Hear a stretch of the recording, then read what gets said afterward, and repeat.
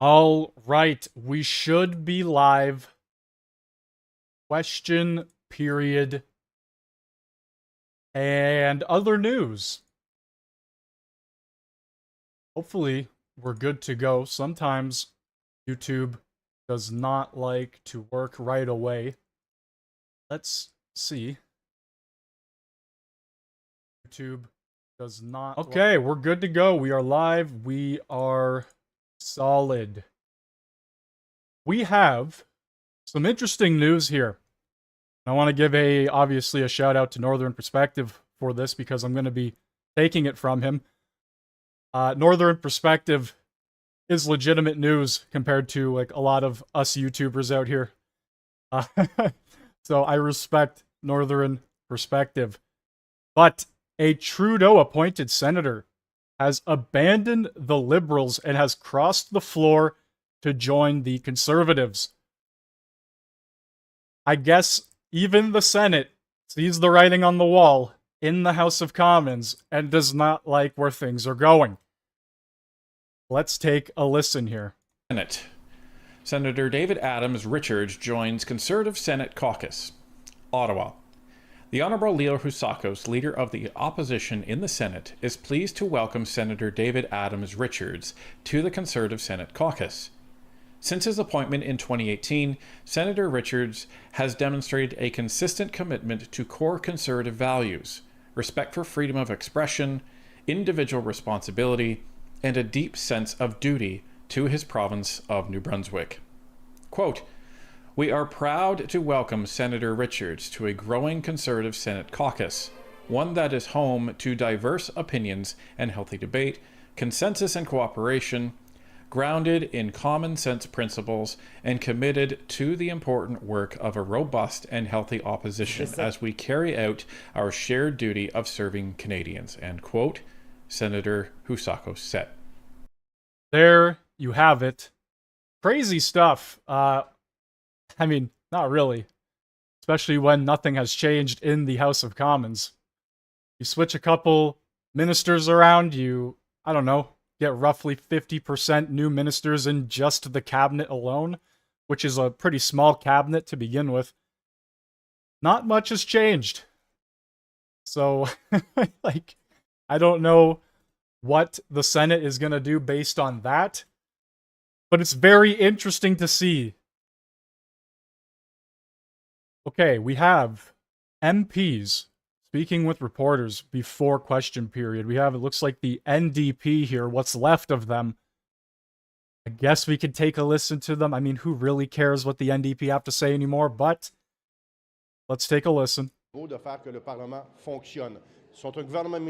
Okay, well, it's in French, so I'm going to skip back to potentially English.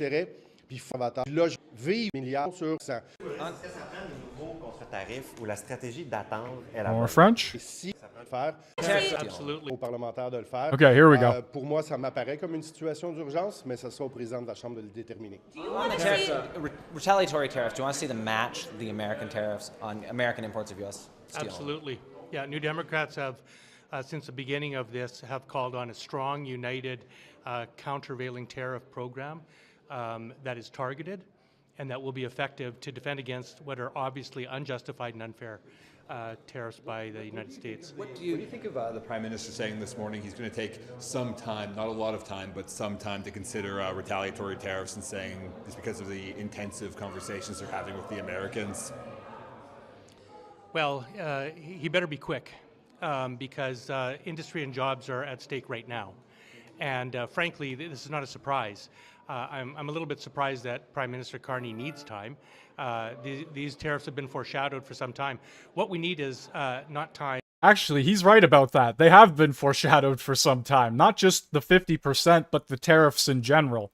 Donald Trump ran on tariffs for a year straight. In every single one of his campaign speeches, he talked about the big, beautiful word, tariff. And that's what he said he would do, time and time again. And the Canadians did nothing to prepare for it. Trudeau did nothing to prepare for it, and now Carney has done nothing to prepare for it. These same caucus members still exist from that Liberal government that did nothing about it, and still continue to do nothing about it. We heard the other day that they were close to breaking some sort of deal, but clearly not because 50% tariffs were just dropped. So let's see here what actually happens during this question period. It's probably going to erupt again into chaos, if I had to assume. Or not deliberation, we need action. Ford said that the Prime Minister is being steamrolled by Trump. Do you agree with that sentiment? Do you feel like that the U.S. is bullying the Prime Minister or the Liberal government right now? Well, I think the entire political strategy of Donald Trump has been to bully everybody. That's not a surprise to anybody. So I don't think Prime Minister Carney is unique in that regard. But, you know, the way to stand up to bullies is to stand up strong and effectively and intelligently and in a timely fashion. And so we need a strong Canadian response. Now, that's why the NDP is calling on 3 concrete measures that can be done right away. Look, in this House of Commons, the Liberals have prioritized a tax cut, and they said that they would get rid of interprovincial trade barriers by Canada Day, yet the word employment insurance does not appear in the throne speech. That is not a worker-centered throne speech. But that's a concrete measure that we need right away to protect workers who are going to be affected by these unfair tariffs. And again, you know, the public-private measures that will encourage Canadian companies to use Canadian-made products like steel and aluminum is something we have to get into action right away. Yeah, and I don't know what your party's going to do about that, because all 5 of you pretty much have no say. At this point, the entire House of Commons that isn't the Liberals is against Carney. They voted against him recently, and it was a total disaster. You saw the reporters in the scrum. Some of them said, oh, we knew this was going to happen, but did absolutely nothing to prevent it. He cannot unite the House. He's failing to unite the country. He's also failing to deal with anything from the United States. And he ran on being the guy to do so. Elbows up, guys. Elbows up. Absolute joke. Okay, question period should be starting up any moment here. Let's see. The Senate proceedings are also happening right now. So I wonder if said member has officially crossed over to the Conservatives. I mean, I don't know how much of a gain he truly would be, considering he was appointed by Trudeau. But like I said, the writing is on the wall already if Liberal senators are jumping ship. Today.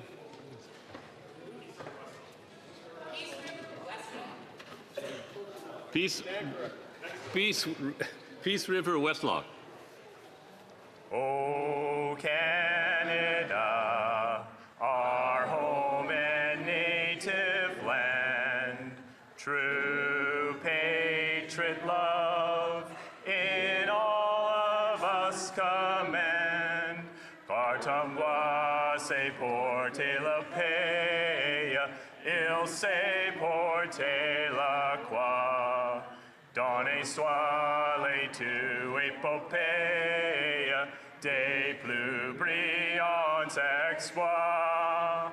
God keep our land glorious and free.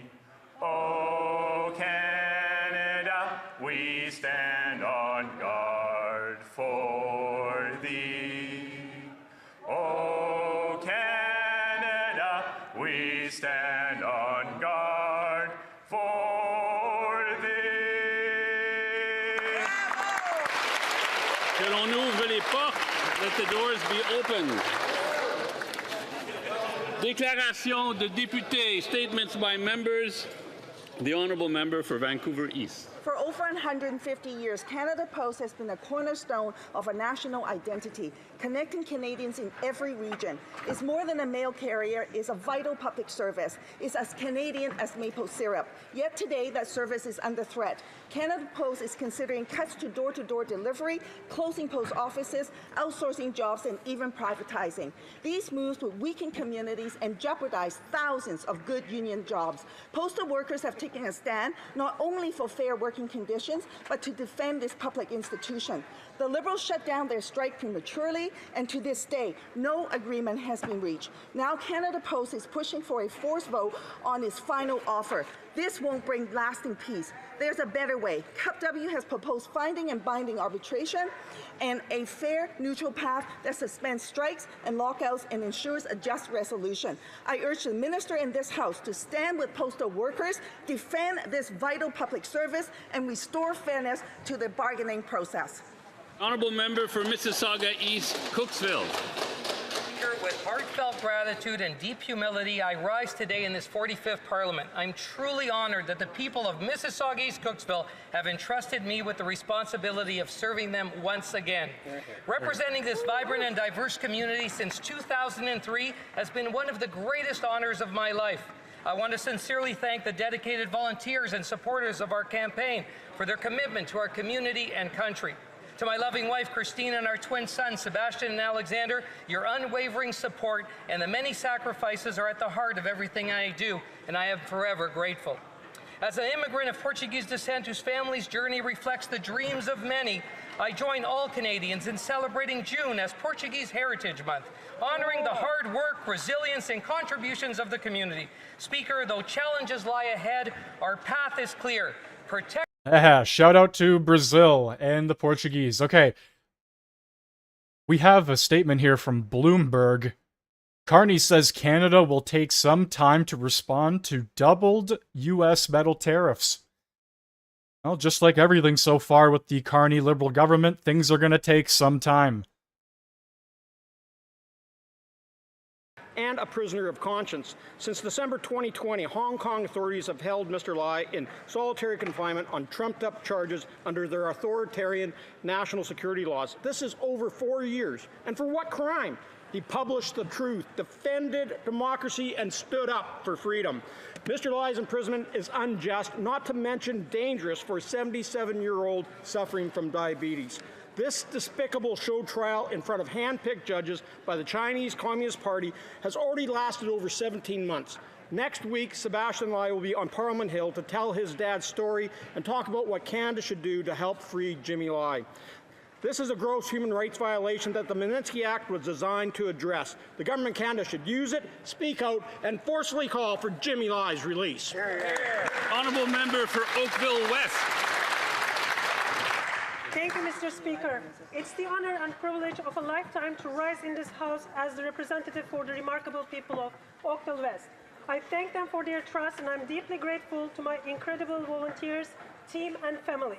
Your support and sacrifice has brought me here. Cette élection porte sur le changement. This election was on change and for a better future for Canada. In automation, industry, and robotics, I have seen how innovation is reshaping our world. As the Prime Minister has said, Canada is poised to lead in AI, clean tech, and advanced manufacturing only if we invest in our people and our potential. That includes creating real opportunities for women in STEM, so they are not just part of the future, but helping to design it. I look forward to working with the Prime Minister and this government to ensure Canada leads with innovation, inclusion, and strength. Ensemble, nous allons construire. Together, we will build Canada strong. The honourable member for Souris Moose Mountain. Here. Mr. Speaker, it's always a distinct honour to rise in this chamber to represent the good people of Souris Moose Mountain, a region that shaped who I am. It's where I was born, where I was raised, and where I learned the value of hard work, integrity, and service. Our riding is built on the strength of those who rise early and work hard. Farmers, ranchers, oil and gas workers, power producers, and entrepreneurs. These industries don't just support families in our region, they help drive the Canadian economy. The people of Souris Moose Mountain embody the best of rural Canada, self-reliant, community-minded, and deeply rooted in their values. I was raised in that environment, and I will carry those principles with me into every debate, every vote, and every conversation in this House. To the good people back home, thank you for your trust and your example. It's a privilege to serve you, and I will continue to be a strong and steady voice for you and our region here in Ottawa. The Honourable Member for La Salle-Mar-Verdun. Mr. Speaker, it's with humility and gratitude that I rise today for the very first time in this Honourable House. On behalf of the people of La Salle-Mar-Verdun, I thank them for the trust that they have given me. It's an honour, and I would like to highlight the contributions and the support that I've received from my wife Caroline, our team, and my predecessors, the Right Honourable Paul Martin and the Honourable David Lametti. Our community is a wonderful kaleidoscope that represents the best of Canada. Every day, I see courageous, generous, and resilient people. Whether it be young people who are getting involved in our schools, seniors who are transmitting their wisdom, newcomers who are building their future alongside us, or small businesses like the ones on Monk and Champlain Boulevards, and our Wellington Street in Verdun. Member for Ponoka Didsbury. Mr. Speaker, it's with a heavy heart that I rise today to honor the life and legacy of my friend Blair Bold of Ponoka, Alberta, who passed away on May 11, 2025. Born on October 13, 1955, Blair embodied what it means to be Albertan: hardworking, resilient, and devoted to his community. Best known for his life in cattle sales and service on local boards, including being president of the Ponoka Stampede. He was a man who earned tremendous respect and accomplishments in Alberta's business and agricultural community. Above all, Blair was a devoted husband to his beloved wife Cheryl, a proud father to Nansen, Labrie, Jenna, Sarah, and the late Cooper Tonneson, a loving son to Dolores and the late Ralph Bold, a cherished grandfather, a caring brother, a loyal human to his dog Odie, and a dear friend to all who knew him. Blair, I will miss our conversations, your welcoming and hospitable character, your charitable spirit, and the fun-loving, mischievous glint in your eye. Rest easy, cowboy. The Honourable Member for Winnipeg North. Thank you, Mr. Speaker. You know, on Monday, First Ministers gathered in Saskatoon, Saskatchewan. I think it sent a very... Oh god, it's Kevin. I don't know if Carney is here yet. I would assume, honestly, probably not if you wanted to flip a coin. But today would be the day that he should show up. The Wednesday question period is considered, or was considered, the big question period of the week. At this current point in time, I don't know. It looks like the front bench is a little empty, so maybe they're still coming in. I want to thank everybody who is here right now in the stream, and let's get back into it. In order to get the legislation that's so critically important to support what the First Ministers did in Saskatchewan just a day ago, Mr. Speaker. The Honourable Member for Middlesex London. Speaker, I want to extend my heartfelt congratulations to the London Knights on their incredible Memorial Cup championship win. What a moment for Middlesex London and for Canadian hockey. With a dominant 4-1 victory, the Knights have claimed their third Memorial Cup title. This is a team that never stopped pushing, never stopped believing, and showed what it means to play with grit, determination, and heart. Easton Cowan from Strathroy made history as the first player since 1972 to lead the tournament in scoring back-to-back years with 7 goals in this series alone. He's earned his MVP title and made us all proud. To the coaches, staff, families, and especially the players, your dedication, discipline, and teamwork brought this championship home. You have inspired the next generation of young athletes across Middlesex London and beyond. This victory is a testament to the strength of local sports programs and the bright future of Canadian hockey. Congratulations to the London Knights. You've made history once again. Yay! The Honourable Member for Gaspésie, Les Îles-la-Madeleine, Listegouche. Mr. Speaker, if you were flying overhead with a bird's-eye view, it would be impossible to choose where to land. In the rugged mountains of Haute-Gaspésie, where the cliffs plunge straight into the depths of the sea. In the gentle Baie des Chaleurs, where happy songs echo between the sea and the mountains. At the breathtaking Percé Rock, in the dynamism of the Gaspé Peninsula at the Gaspé Adventure Park, with our Micmac friends on the stages of our festivals to hear the greatest talents in the world, on the banks of our exquisite rivers, La Matane, La Matpédia, La Nouvelle, La Cascapédia, La Bonaventure, La York, and many more. Well, you could spend many hours contemplating the peninsula from above.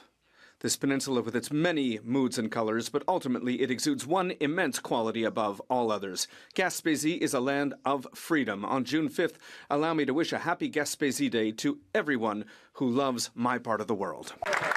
The honourable member for Hamilton Centre.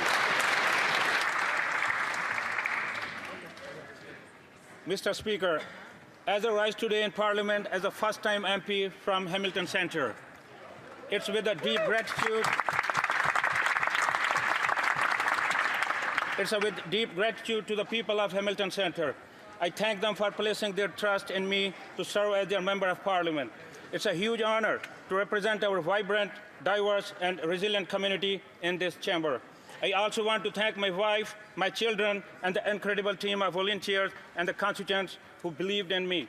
Our government is committed to cutting taxes for the middle class, affordable housing, and strengthening our economy. The people of Hamilton Centre deserve nothing less than a government that shows up, listens, and delivers. I am here to do just that. Thank you, Hamilton Centre. Thank you, Mr. Speaker. The honourable member for Edmonton Gateway. Mr. Speaker, tonight the Stanley Cup Finals begin, and our Edmonton Oilers have once again brought the heart, the pride of oil country back to the finals. From Connor McDavid's incredible skills to Stuart Skinner's resilience in net, this team has shown Canadians what determination, teamwork, and dedication look like. Behind every goal and every save is a city united, cheering from living rooms to patios, and yes, even right here on Parliament Hill.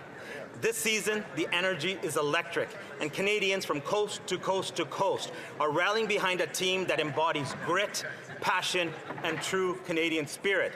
In fact, the Toronto CN Tower and Montreal Champlain Bridge will be lit up in orange and blue tonight. Let's bring the Stanley Cup home, back from the U.S. to Canada, where it belongs. Go Oilers, go! The honourable member for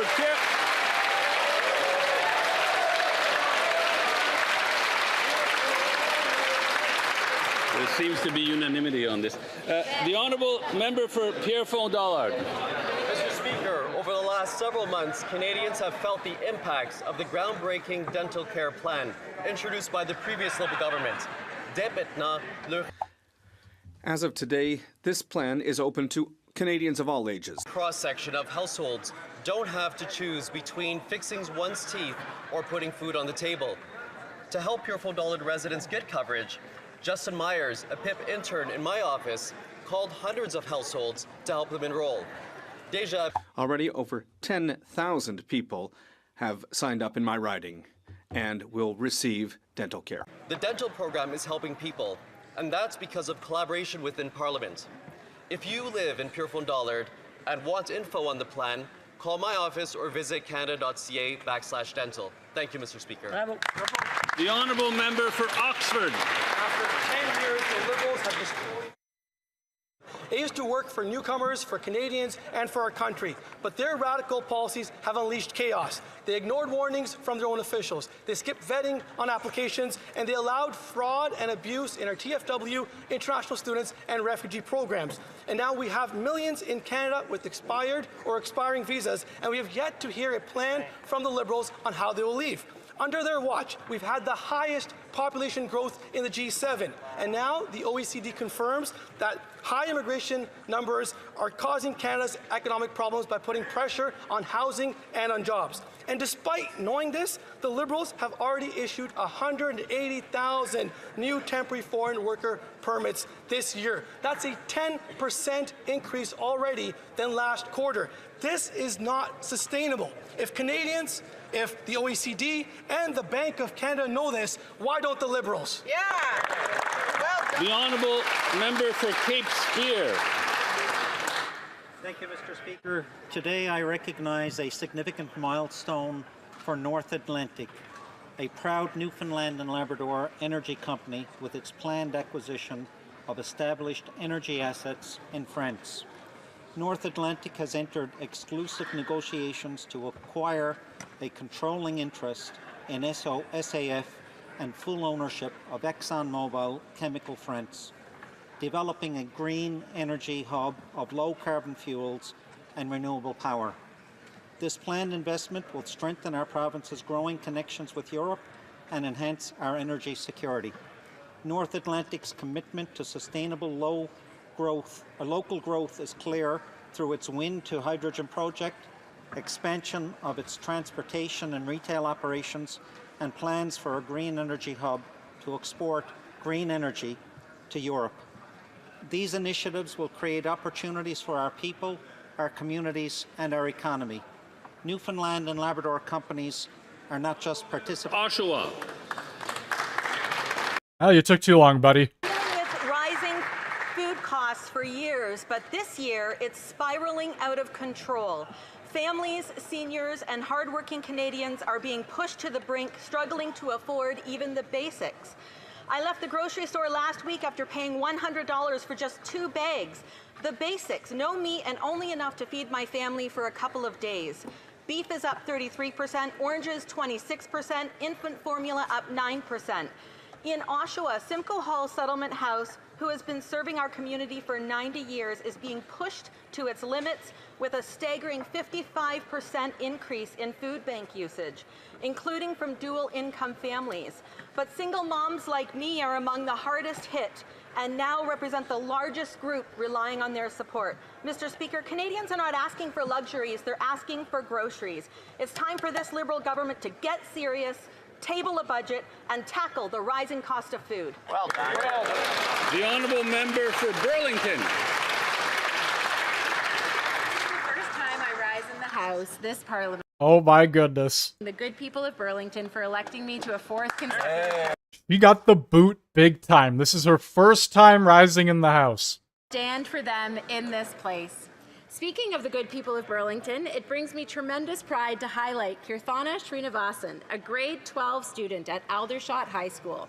Kirthana He used to sit directly beside Trudeau and go off constantly answering questions. She's kicked all the way to the back with, look at it, it's Nosferatu as well. Kicked to the back. I forget this guy's name. Also kicked to the back. Holy crap. of renewable energy systems. Her project is a powerful example of how youth are using their creativity and skills to build a better future for us all. Wow. Congratulations to Kirthana and the entire Aldershot High School team.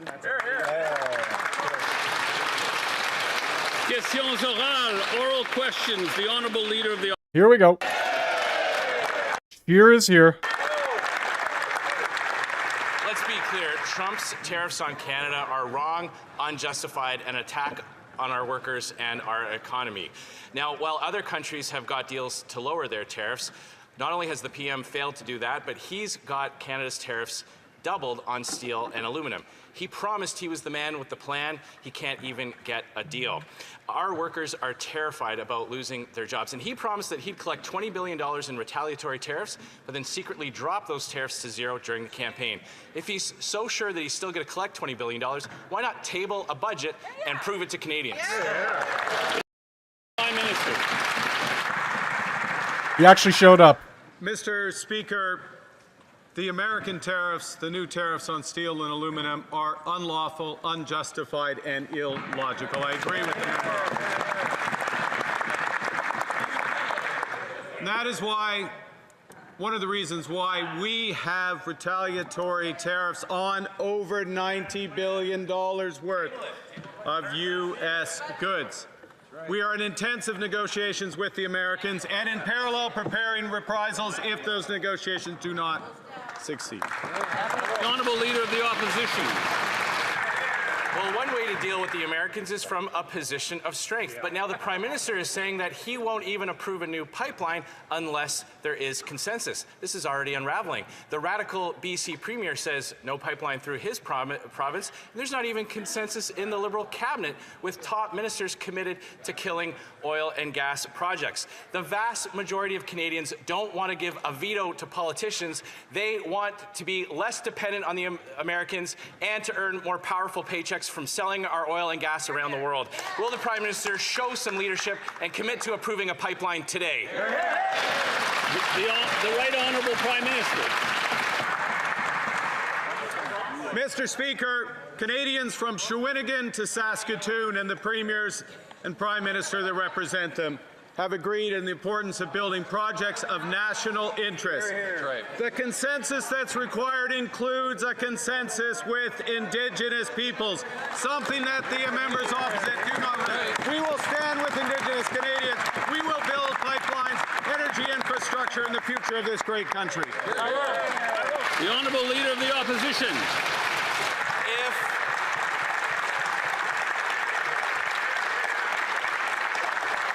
If photo ops and phony rhetoric actually got things done in this country, then Justin Trudeau would still be Prime Minister.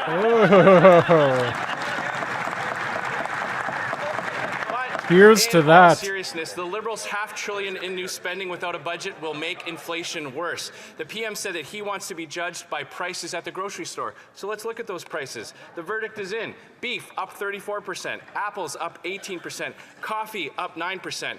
Will the Prime Minister listen to Parliament and table a budget that controls spending, lowers taxes, and cuts inflation so Canadians can afford to put food on the table? The Right Honourable Prime Minister. Mr. Speaker, I'm pleased for the first time to hear the members opposite talk about lowering taxes. That's right. In front of this House. First time in my hearing. First time in my hearing, Mr. Speaker. Oh Before boy. the House is a tax cut for 22 million Canadians up to $840. They want their support. Oh boy. He just embarrasses himself over and over again. Levy. This House requires a budget from this Liberal government. They approved $500 million in new inflationary spending without tabling a budget. They have broken their promise to limit spending and have increased it by 8%. Meanwhile, missed mortgage payments are hitting record highs, and food banks are increasingly overwhelmed. Can the Liberals respect this House motion and table a budget right now? The Right Honourable Prime Minister. Mr. Speaker, the bill that is before this House is one that will reduce taxes for the middle class. For 22 million Canadians, they need to support it. The Honourable Member for Bellechasse-Lévis-Chemin-Lévis.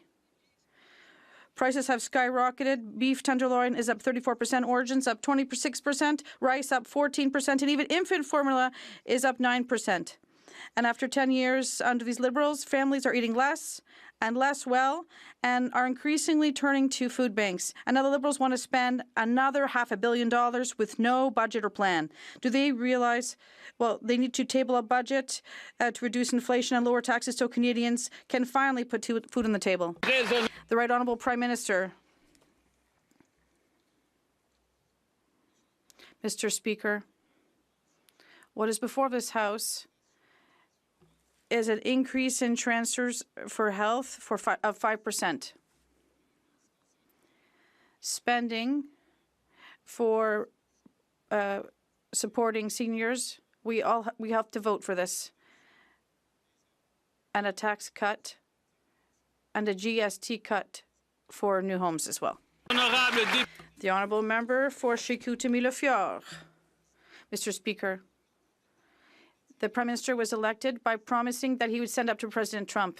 And then he said he was the man with a plan for this trade wall. Yet, aluminum, an important sector for Saguenay, has been hit by unjustified tariffs of 50%. And we know the Liberals. They say one thing, but they can't deliver the goods. Mr. Speaker, Was the Prime Minister's entire election campaign just a political spectacle? The Right Honourable Prime Minister.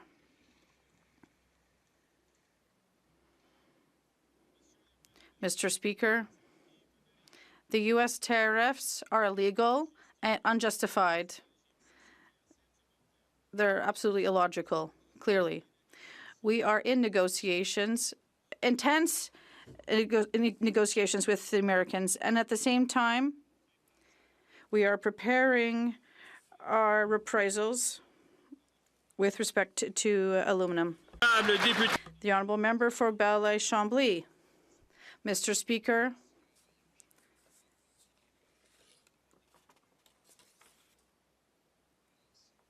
since this government was elected, has dreamed of a bill for big national projects.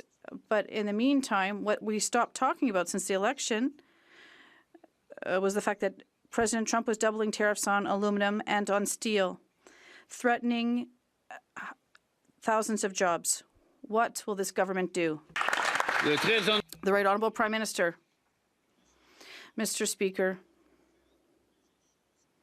we need to do several things at the same time. First, we have to build our economy, build it with legislation with just one Canadian economy instead of 13. We have to build it with national projects, and we have to negotiate with the Americans. And these negotiations are at a very delicate moment right now, but we are going to win just like the Oilers, Edmonton Oilers will. The Honourable Member for Belleuil-Chambly. Yesterday, his ministers said what their agenda was when they were asked questions, but the government was elected because there was a crisis. The Prime Minister even said he wouldn't be here if there was no crisis. So we have to negotiate with the Americans, yes, but we also have to immediately provide support to companies in the steel and aluminum sector. What are you doing? The Right Honourable Prime Minister. I'd like to remind the member that he has to ask his question through the chair. The Right Honourable Prime Minister. Thank you very much, Mr. Speaker. As I've just said, we have to do several things at the same time. We are doing negotiations with the Americans, yes, of course, but at the same time, we're providing support for companies in the steel, aluminum sector with funding and support for workers and several other types of support with public supply, like the minister mentioned yesterday. Guys, I really don't think Carney is going to last long if this is the kind of stuff we're doing. I'm just saying, we got 4 years of Donald Trump and nothing has happened. Absolutely no progress has been made. And he just keeps repeating himself over and over again. There's no confidence in this guy on the opposition side, in the Bloc or the NDP. They have no confidence in him. And I would only imagine the Liberal Party is starting to lose confidence in him as well. At this point, guys, I don't see him lasting very long because he's claiming he's going to get all this stuff done, but he's done nothing. He's done literally nothing. We have already strengthened employment insurance, and we have made a commitment to give all of them. He's going to use tax dollars to make up for the money lost on tariffs, and then they're going to raise taxes eventually to make up for spending all that money on tariffs. The Honourable Member for Middlesex, London. Trump's 50% tariffs on steel and aluminum are wrong and an unjustified attack on our Canadian economy. This means that manufacturers in Middlesex London are cutting shifts, delaying investment, and relocating to the U.S. These tariffs are a direct threat to Canadian jobs and our economic sovereignty. He promised Canadians he would defend us. He said he had a plan. But in responding to the U.S., this Prime Minister's elbows have gone limp. So I asked the Prime Minister, was the entire Liberal campaign just theatre?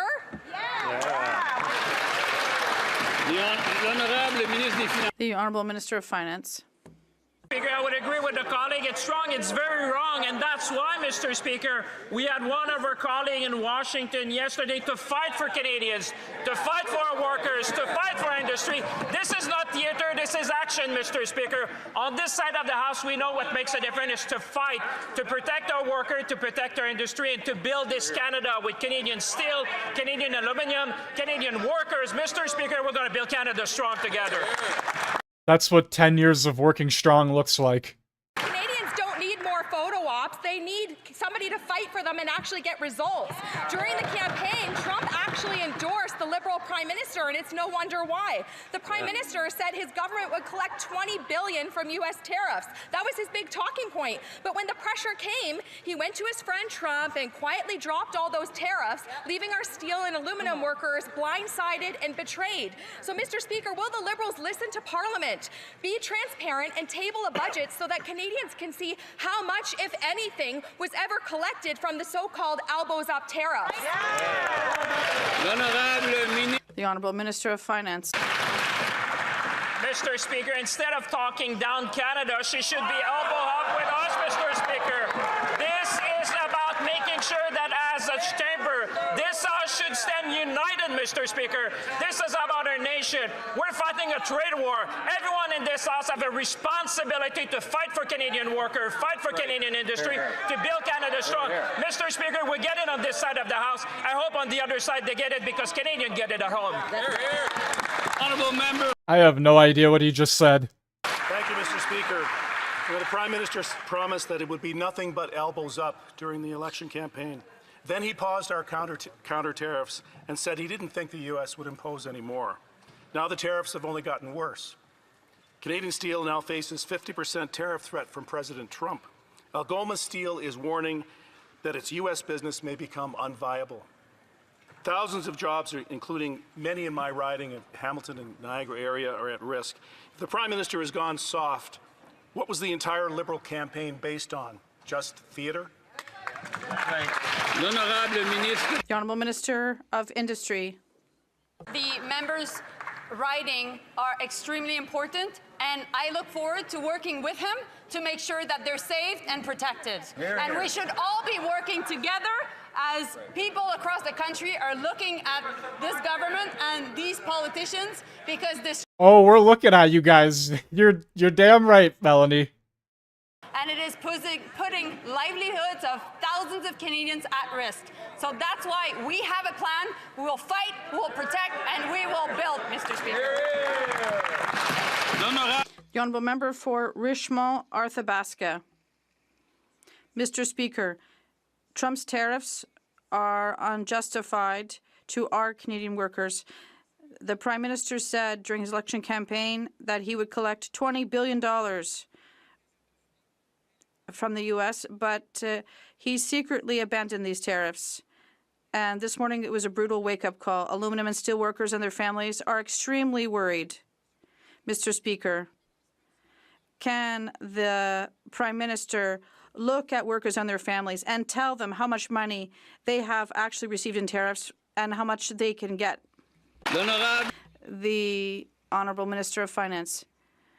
It would be a great pleasure to look at people in Saguenay-Lac-Saint-Jean because I was there often, because people there know there will always be there for aluminum workers. Mr. Speaker, like the Prime Minister has said, all of the funds raised for from these retaliatory tariffs will be given to these workers, and this money will be reinvested to help our workers. People in Saguenay-Lac-Saint-Jean know that we'll be there for them. We were there last year, and we'll be there today and tomorrow as well. Member for Thornhill.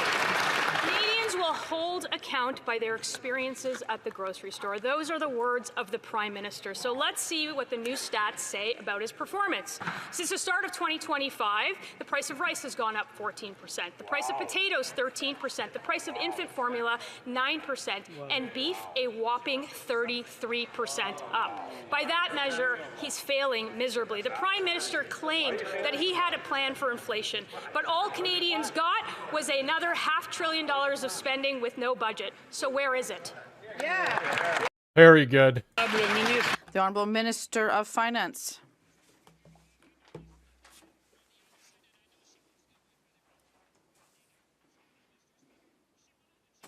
I guess the interpreter died?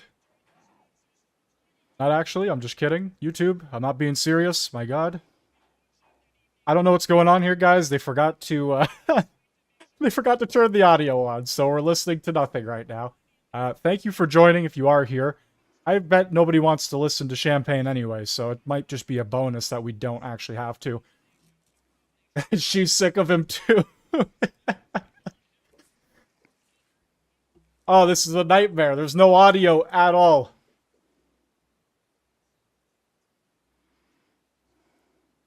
Wow. Well, at least the taxpayer dollars are going towards this, right? Oh my god.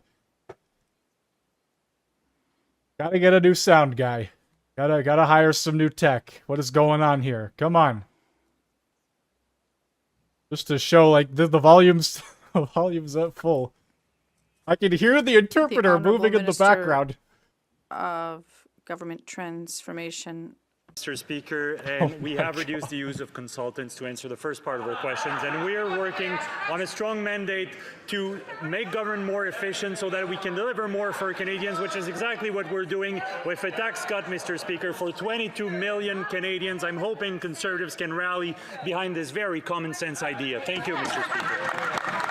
The honourable member for Newmarket Aurora. When mothers go grocery shopping, it's about their kids. They would rather go hungry than see them go without. In Newmarket, I met a mother of 3 little boys in tears. She didn't know what she was going to feed them the following week. And who can blame her? 2 bags of groceries now cost $100 and barely last 2 days. The Liberals' inflation is the slow undoing of a family's dignity. Yet the Liberals plan to continue their inflationary spending. Will they present a budget this spring and reduce spending, or will they continue to ask parents to pay for their broken promises? The Honourable Minister for Jobs and Families. Mr. Speaker, nobody should go hungry in this country, and that's why... Well, over 2 million people are, and you guys have done absolutely nothing to change that, Patty. You were here last term with Trudeau, and you're here again. The same incompetence. I just can't believe these people. But we've got to continue working together to get the full benefits of this work. The Honourable Member for Saint-Hyacinthe-Bagot-Acton. Mr. Speaker, Quebecers were repeatedly told during the elections to vote Liberal because their leader had super negotiating powers that would neutralize Trump. Now, we've seen how that worked out today. Yes, applaud. Trump has doubled tariffs on aluminum and steel. The Bloc has said it before. We need to provide funds to these industries and redistribute the counter-tariff funds to them. We also have to prepare in advance a wage subsidy in the event of layoffs. Aluminum and steel have been subject to tariffs for 3 months, and now they've just doubled. Will Audley finally announce support? The Honourable Minister of Industry. Mr. Speaker, I spoke with the managers of Rio Tinto and Alouette, amongst others, yesterday evening, and we are here to support our aluminum sector companies. The Minister of Finance has also had many conversations, and we know how important aluminum is for Quebec. We know how important the workers in this industry are fundamental, and that is why I spoke to Magali Picard earlier today from the FTQ, and I was also in contact with Unifor and Metalo, and we're continuing our work. Thank you. The Honourable Member for Saint-Hyacinthe-Bagot-Acton. Mr. Speaker, we don't want to know with who the minister had dinner yesterday. We want to know what she's doing today. Aluminum and steel have been subject to tariffs for 3 months. That was a good and one. For 3 months, Ottawa has offered nothing to help them. The PM's negotiations have yielded nothing, and the tariffs have even doubled. So today, they need cash and a wage subsidy to guarantee that Quebecers won't be laid off. What is Ottawa waiting for to support our industries and protect our workers? L'honorable. The Honourable Minister of Canada-US Trade. Mr. Speaker, on the contrary, our government even acted before the election to support workers across Canada, the ones that were affected by these illegal and unjust tariffs imposed by the United States. The Prime Minister has clearly said we are negotiating a new safety and economic agreement with the United States, and we have a mandate to protect our industries and to protect our workers, and that's exactly what our government is doing. For Lethbridge. The Prime Minister said there would only be pipelines if there was consensus. As it turns out, BC's Premier has said no. Several Liberal MPs are opposed, and even within the Prime Minister's own head, there seems to be opposition, because on the one hand, he says, yes, we're going to go ahead and become the energy superpower, and on the other hand, he says, no, oil needs to stay in the ground. The Prime Minister clearly has no plan to get things done, so why is he putting his elbows down and making us beholden to the United States of America? Here, here. The Honourable Minister of Energy and Natural Resources. Mr. Speaker, what we saw on Monday were 13 provinces and territories working together to build the strongest economy in the G7. And what has come from that meeting? We're still waiting. On building a strong Canadian economy, what we see from my colleagues across the floor are attempts to divide and to block development. I hope Conservatives will join with us in building a strong Canada. The Honourable Member for Lethbridge. Even he sounds tired of repeating the same thing over and over again, and he is a Liberal. Press conferences will not get things done, even though the Prime Minister seems to believe that's the case. But what would move things forward, of course, is a plan to scrap Bill C-69, the No New Pipelines Act, a plan to scrap Bill C-48, a plan to scrap the job-killing oil and gas cap that exists. The industrial carbon tax, let's get rid of that as well. Is the Prime Minister simply turning a blind eye to these things, or does he just not know how to get things done? The Honourable Minister of Energy and Natural Resources. If my honourable colleague was listening to what happened in Saskatoon, the Premiers and the Prime Minister have a plan to fast-track projects, to get projects done within 2 years, and to build the strongest economy in the G7. Why don't you guys get on? Why don't my colleagues get on board? The Honourable Member for Central Newfoundland. Mr. Speaker, no consensus. That's reality this week on getting Western oil and gas to Tidewater. There is consensus in Newfoundland and Labrador today, where the VOCM poll shows 74% agree that the Liberal oil and gas cap is an investment killer. No pipelines are required to get Newfoundland and Labrador's 2.5 billion barrels of oil to world markets, or its 12.5 trillion cubic feet of gas to Tidewater. It's already there. So will the Prime Minister put his money where his mouth is and get rid of his investment-killing cap and bring prosperity back to the Atlantic Canadian oil and gas patch? The Honourable Minister of Energy and Natural Resources. We will build and protect our economy from American tariffs and win the trade war. But to find new markets for Canadian energy, emissions in every barrel of oil must be reduced. Serious investment in carbon capture must happen. We will build the strongest low-cost, low-risk, low-carbon economy in the G7. The Honourable Member for Regina Louvain. That sounds like a hard no to me. Saskatchewan people want to build pipelines. To secure and grow Canada's economy, we must develop a world-class energy sector. The anti-energy NDP Premier BC has stated there will be no new pipelines in BC. Anti-development extremists in the Prime Minister's cabinet have dedicated their careers to keeping Canadian oil and gas in the ground, like the Heritage Minister, like the Environment Minister. If this Prime Minister can't get consensus within his own cabinet, how will we ever get a pipeline built in our country? Cheers to that. The Minister of Energy and Natural Resources. would say they need to go, my honourable colleagues need to look at the tapes. The Premier of Saskatchewan was supportive. The Premier of Alberta was supportive. The representative from British Columbia was supportive. Why can't our colleagues get supportive and help us build the strongest economy in the G7? The honourable member for Medicine Hat, Cardston Warner.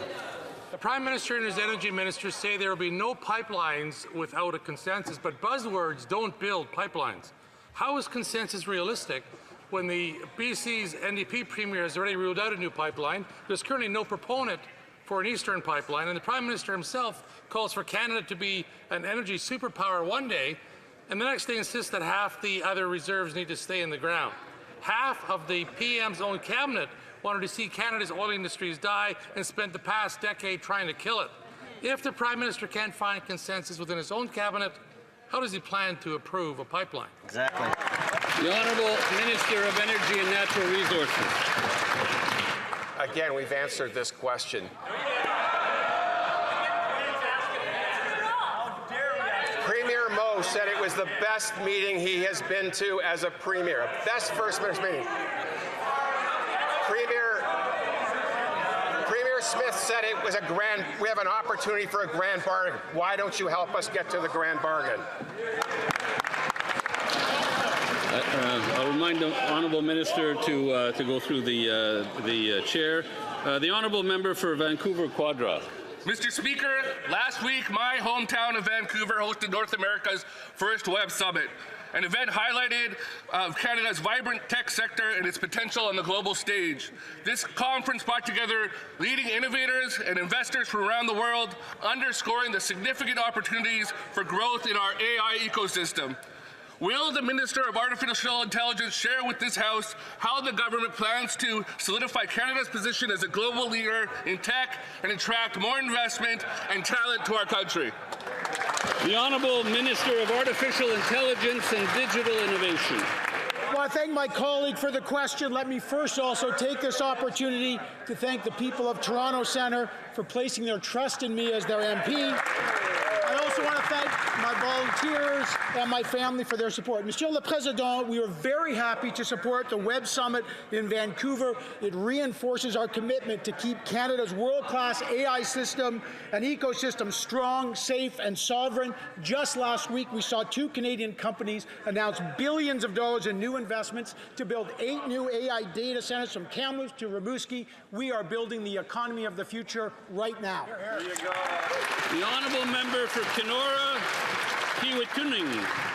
According to the Liberals' own report, nearly half of first-time home buyers feel that they're paying too much for their home, and 63% are concerned about the possibility of defaulting on their mortgage payments, Mr. Speaker, citing interest rates, the cost of living, and reduced income as reasons why. And this is the direct result of 10 years of this Liberal plan in action, Mr. Speaker, and it's why Canadians deserve to see a plan to fix it now. So on what date will the Liberals table a budget, including a plan for housing, so that Canadians can afford to have a roof over their heads? The Honourable Minister of Housing and Infrastructure. Thank you, Mr. Speaker. Well, to the member opposite, you'll have an opportunity to support a GST cut for first-time home buyers that is in front of us right now. We look forward to your support on that and giving new home buyers $50,000 break on their purchases up to $1 million.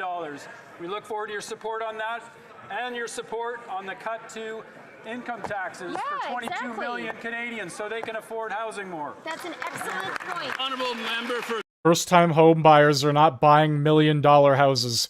Pretend that all is going well, but the facts from his own department show that first-time home buyers are struggling. 60% have difficulty maintaining their debt payments, Mr. Speaker, but that is not all. Recently, TD Bank has cast doubt on the Liberal promise to build more homes, stating that new home starts are actually going to decline next year, Mr. Speaker. Housing starts go down, the prices go up, and we have yet another failed Liberal promise. So I will ask again, on what date will we see a federal budget that includes a plan for housing so that Canadians can afford a home? the Honourable Minister of Housing and Infrastructure. Thank you, Mr. Speaker. Well, our housing challenges have built up over several decades. Certainly the decade of inaction from the Conservative government. Oh boy. We are taking action. This new government in Canada is focused oh on boy. delivering on housing starts. That's using every tool in the toolbox, starting with a break on GST, Tools in the toolbox. He sounds like Doug Ford now. Create Build Canada Homes. Thank you, Mr. Speaker. Member for Elgin St. Thomas, London South. Mr. Speaker, the picture for first-time homebuyers is very grim right now. 63%, nearly two-thirds, fear they're going to default because of rising costs and rising interest rates that have happened on this Liberal government's watch. 26% are using debt and credit to pay off debt. Now, Mr. Speaker, this Prime Minister may not know you have to pay off debt, but ordinary Canadians do. Canadians deserve a plan. Canadians deserve a budget that puts housing first. Now, this government needs to listen to Parliament, listen to Canadians, and deliver a budget so Canadians can put a roof on their head, Mr. Speaker. Honourable Minister for Housing and Infrastructure. Mr. Speaker, well, I think Canadians spoke loud and clear in electing members to this side of the House to deliver on housing. Yeah, that's right. This government, your new government, has put forward the most aggressive plan to build affordable housing that this country's ever seen, and it starts today with a break on GST for new home buyers. Excellent. Yes, excellent. Member for Edmonton Manning. Mr. Speaker, TD Bank says the Prime Minister housing policy promises aren't enough for the federal government to reach its goal of 500,000 new units annually over the next decade. In fact, housing starts are expected to decline next year. His proposed new bureaucracy won't build any homes. There is too much red tape. Canadians deserve better. When will the government table a budget so Canadians can learn if they have any plan to put a roof over their head? Hear, hear. The Honourable Minister of Housing and Infrastructure. Thank you, Mr. Speaker. Well, we have a number of action steps in play right now, as I have answered repeatedly in this House, on a cut to the GST for new home buyers. We're going to take action as well on the income tax and reducing that for 22 million Canadians. These are affordability measures that are for right now. Build Canada Homes is on the way in to bring us a... Freeland, don't act like you know what's going on, okay? For the love of God, you shouldn't even be here anymore. I actually can't believe Carney brought her back. From Montmorency, Charlevoix. Well, Mr. Speaker, a recent CMHC poll shows that 63% of new home buyers are concerned that they may default on their mortgage shortly, mostly because of the increase in the cost of living, the increase in mortgage rates, and the worsening of the economic situation. People in Montmorency, Charlevoix, and elsewhere in Canada are taking out debt in order to pay off other debts. So, Mr. Speaker, can we finally get a budget so that Canadians can actually budget for their own future? The Honourable Minister of Finance. Well, Mr. Speaker, there will indeed be a budget. But the first thing this government brought forward is an affordability plan. And people in Charlevoix are interested in that. Why? Because they know that there will be a tax cut. That's great news for people in Charlevoix. And there's more good news. For first-time home buyers of a new home, they will not be seeing any GST on this new home up to $1 million. These are concrete measures that will help people. Conservatives should be delighted that this Liberal government is helping people. Member for Caribou, Prince George. In my hometown of Williams Lake, with a population of 10,000, 6 prolific offenders commit 98% of the crime. When they're in jail, crime rate goes down. When they're out on the streets, crime rate goes up. Businesses can't even get the mandatory insurance anymore due to high rates of vandalism. On top of this, our communities are faced with an out-of-control overdose crisis. Last week, Williams Lake saw an average of 20 to 30 overdoses per day. If he's the man with a plan, will the Prime Minister rise today and tell us what his plan is to confront the overdose crisis, lock up repeat offenders, and make our communities safe? That'd be nice. The Honourable Minister of Public Safety. Thank you, Mr. Speaker. Our plan to keep communities safe will keep drugs, guns, and criminals off our streets. As the first bill that's to be debated tomorrow, Mr. Speaker, will be the Borders Bill, and we're expecting that the Conservative Party will support it in order for us to keep fentanyl off our streets, guns off our streets, make sure that illicit fundraising is curtailed, and to ensure that our communities are safer. If they want to put their action behind their talk, it is time for them to act and support this bill and get this through Parliament, Mr. Speaker. Member for York Centre. Last night in North Toronto, a man was shot to death and at least 5 others were wounded. 3 masked men opened gunfire steps away from the Yorkdale Mall. It's not clear if or how many bystanders were hit. The Liberal record on crime is no accident. Liberal Bills C5 and C75 put repeat criminals back on the streets, unleashing crime and chaos on the streets of Toronto. Gun crimes more than doubled under the Liberals. The solution is simple. Repeal soft-on-crime Liberal laws. When will the Liberals get serious about deadly shootings in Toronto and across Canada? Hear, hear. The Honourable Minister of Public Safety. Mr. Speaker, I'm deeply saddened by the news coming out of the City of Toronto this morning. The gun violence is unacceptable and perpetrators must be brought to justice. We're partnering with police services across the country to fight organized crime and disrupt firearm smuggling and trafficking operations. The Strong Borders Act, introduced in this House yesterday, includes provisions to crack down on illegal firearms and organized crime. I look forward to working with the member opposite towards passing this important legislation, Mr. Speaker. We will continue to work tirelessly to support police across Canada. The Honourable Member for Vernon Lake Country, Monashee.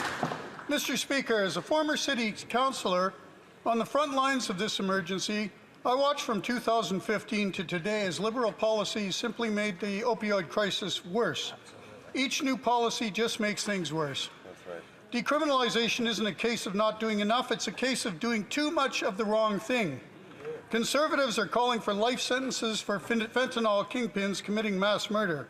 When will this Liberal government recognize that Canadians battling addictions are worth fighting for? When will it stop enabling harm and start supporting real recovery instead of palliative care? Great question. The Honourable Minister of Public Safety. Mr. Speaker, the fentanyl crisis has impacted communities across Canada and across North America. We're accelerating the work to crack down and dismantle the fentanyl trade and organized crime groups that profit from it. That's why we listed 7 cartels as terrorist entities under the criminal code. I'm working closely with Kevin Brasseau, Canada's fentanyl czar, at home and abroad to put a laser-sharp focus on dismantling fentanyl. We will put those profiting from this drug behind bars. Mr. Speaker, we expect the border bill, support for the border bill from my friend opposite and across the aisle. He doesn't even know who he's talking to. I won't be shocked if the Conservatives and everybody else don't support anything going forward, just simply based on the fact that they did not produce a budget. Where is the money going? It's a simple question. Police are doing their part, but this Liberal government's soft-on-crime policies are letting drug kingpins get away with mass murder. Conservatives are calling for life sentences for those convicted of trafficking more than 40 milligrams of fentanyl. When will this Liberal government treat fentanyl like the deadly weapon it is and make those who profit from it face real consequences? The Honourable Secretary of State for Combating Crime. Thank you, Mr. Speaker. One of the first measures that this new government has taken is presenting a Stronger Borders Act. This is cracking down on fentanyl, auto theft, money laundering, illegal firearms, irregular migration, and organized crime. Mr. Speaker, we'll also make it tougher for violent criminals to get bail and impose stricter sentences on repeat offenders. We'll work until violent criminals are put behind bars. This government will do everything it takes to make Canadians safe. The Honourable Member for Thérèse de Blainville. Mr. Speaker, before my election, I had the privilege of being Canada's ambassador to the OECD, and I saw there that the rules-based international system creates outcomes for workers, improves affordability for consumers, and helps businesses to innovate and grow. The rest of the world needs what Canada has to offer. But the free trade system that we had counted on is now under threat. Recently, President Trump brought up tariffs on steel and aluminum to 50%. Can we just focus on the issues going on here? Like, why can't we just build pipelines, get some natural resources flowing, sell it off? Nope, it's Trump. It's the only thing they care about. I'd like to thank my colleague for her important question and for her hard Oh work. yeah, it and was to such an Vincent important question, Melanie. Yeah, it was very important. It goes without saying that we are currently in a trade war. And we believe that these tariffs are completely unacceptable, illegal, and unjustified. That's why we're in solutions mode. If they were illegal, then why is he even allowed to apply them time and time again? Why did the courts allow him to continue it? I don't know where they're getting this illegal thing from. Canadian steel and aluminum can be sold elsewhere in the world. The honourable member for Leeds, Grenville, Thousand Islands, Rideau Lakes. The Prime Minister said that we should judge him by the prices at the grocery store. Well, beef prices, apples, rice, infant formula, so many things are all up in price. Well, do you know what else is up? It's food bank use. Now, Canadians have to budget, especially during hard times, and that's exactly what they expected from the self-described man with the plan. Canadians need to see a budget from this Liberal government so that they can see what the plan is to reverse 10 years of Liberal tax increases and the effects of their inflationary spending. When will we see a budget? We probably won't see one. Well, Mr. Speaker, I'm sure my colleague will be happy because we're actually reducing tax for 22 million Canadians. I'm sure he's going to rejoice this evening because tomorrow or in the coming days he will have the opportunity to put his vote where his mouth is, Mr. Speaker, because he wants to support reducing taxes. Well, we'll give him a great opportunity to vote for reducing tax for 22 million Canadians. I know Canadians are going to be watching at home. We're going to be watching on this side of the aisle to make sure he does the right thing for Canadians.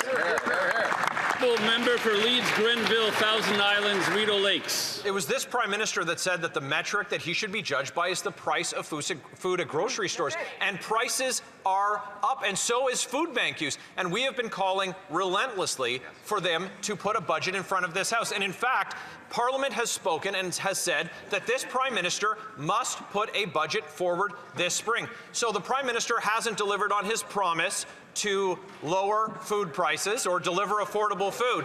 Will he at least respect the will of Parliament, respect the majority of members in this House who have called on him to produce a budget so we can see that plan? Honorable Ministre des Finances. Mr. Speaker, we take note of the vote of Parliament, but in fact, the people in his riding and my folks from Shawinigan will be watching to make sure that the Conservative are actually voting in line with their values, Mr. Speaker, because next, in the coming days, they will have this great opportunity. We're giving them a golden opportunity, Mr. Speaker, to show to Canadians that they care, that they want to reduce their taxes, that they want to help 22 million Canadians. We're all going to be watching if they're going to do the right thing. We certainly hope so, Mr. Speaker. Member for Edmonton Southeast. Mr. Speaker, Canadians are getting crushed at the grocery store. Food inflation since the start of this year is out of control. Beef is up by 34%. Oranges are up by 26%, and the list goes on. 10 years of Liberal inflationary deficit have a record number of Canadians going into food banks. Single mothers watering down milk for their kids. Canadians eating less nutritious food. Liberals now increasing spending by 8%, which they promised at 2%. Will they table a budget that will actually reduce inflation so Canadians can afford to feed their... The Honourable Minister of Jobs and Families. Mr. Speaker, since 2015, we've seen a significant decrease, not only in child poverty, but in youth poverty, in seniors poverty. That means, Mr. Speaker, that the measures that we're putting into place to support Canadians, whether it's the Canada Child Benefit or dental care, Mr. Speaker, whether it's affordable child care across this country, Mr. Speaker, it's working for Canadian families. Of course we need to do more. Of course we need to stand up to the United States, and we'll do that, as my colleagues have outlined. But these Conservatives need to get on board and be part of the solution. Honourable Member for Spadina Harbourfront. Mr. Speaker, my waterfront riding of Spadina Harbourfront in downtown Toronto is proud to host many Canadian Armed Force members, from the Army to the Air Forces to the Navy. Every year, about 8,200 members are released from the Canadian Armed Forces, and roughly half of them are looking to start new careers. Can the Minister of Veterans Affairs share with us how the National Veterans Employment Strategy is supporting veterans who are seeking new career opportunities? The Honourable Minister of Veterans Affairs. Mr. Speaker, as the Minister of Veterans Affairs, it's an honor to answer my first question here in the House. Thank you to my honourable colleague for the question. The National Veterans Employment Strategy focuses on connecting veterans to good jobs, expanding access to skills training, and supporting entrepreneurship. It also recognizes veteran-ready employers and strengthens hiring in the public service. I'm proud to build more opportunities for our veterans. The Honourable Member for Beauce. Mr. Speaker, yesterday, Donald Trump brought in 50% tariffs on steel and aluminum. This is a frontal attack on our economy and Canadian workers. I spoke this morning with 2 steel producers in my riding, and we can see that the effects of these tariffs will be devastating. $200 million will be lost in trade with the U.S. Hundreds of jobs are at stake. This Prime Minister during the campaign said that he would stand up to President Trump, but now the Hundreds of jobs, more like thousands. Prime Minister say to the constituents of Beauce who are very worried about this. The Honourable Minister of Industry. Thank you, Mr. Speaker. I fully understand and respect my colleague's point of view, and that's why I will be very pleased to work with him in order to help the Beauce businesses he mentioned. We are preparing funds to help these businesses. Let's work together. Together, let's stand up to the American government, which is bringing in these illegal, unjustified tariffs. For Saanich Gulf Islands. Thanks, Mr. Speaker. I was going to ask the Prime Minister a question about nation-building projects. Oh, God. Today, Tina called our office. And she got my chief of staff on the phone and started explaining that she's a mom with disabilities and she can't figure out how she's going to feed her children. And she started crying on the phone. And so here's a nation-building project question. Checks start going to Canadians with disabilities in July, but they're a lousy maxed out at $200 a month. How about a nation-building project to lift all Canadians with disabilities out of poverty? Minister of Jobs and Families. Well, thank you, Mr. Speaker, and thanks to the member opposite for having such compassion for the constituents in her riding, as we do all across the country.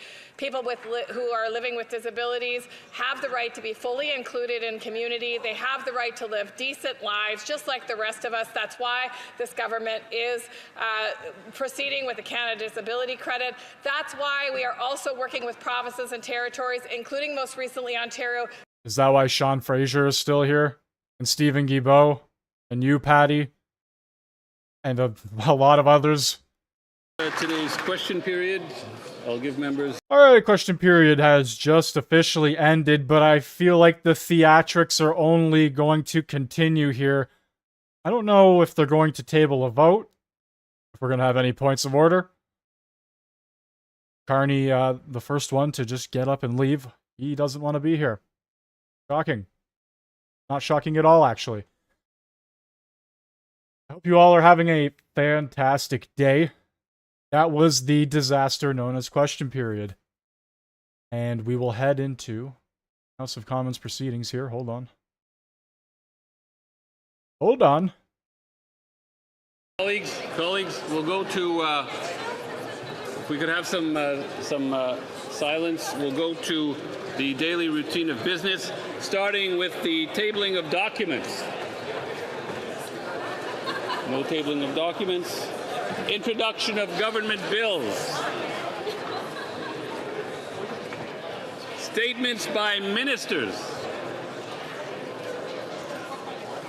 Reports from interparliamentary delegations. Présentation de Presenting reports from committees. Dépôt. Introduction of private members' bills.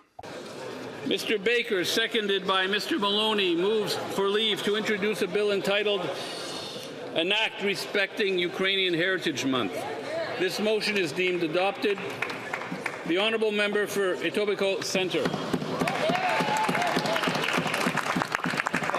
Speaker, I rise today to reintroduce a bill, an act called an Act Respecting Ukrainian Heritage Month. If passed, it would declare September of every year Ukrainian Heritage Month across Canada. I'd like to thank the member for Etobicoke Lakeshore for co-sponsoring this bill with me, and I hope that members on all sides of the House support it. The first Ukrainian immigrants to Canada came to Canada on September 7th, 1891. Today, there are over 1.3 million Ukrainian Canadians, and they make important contributions every day from coast to coast to coast in all the ridings represented here that touch our... Yeah, so we're going to celebrate another country in our country. Okay, guys, that is going to do it for today. Thank you all for joining. Thank you all for being here. That is going to do it. Have a great rest of your day or night, depending on where you are from. Take it easy. The role that Ukrainian Canadians play here in Canada. Mr. Baker, seconded by Mr.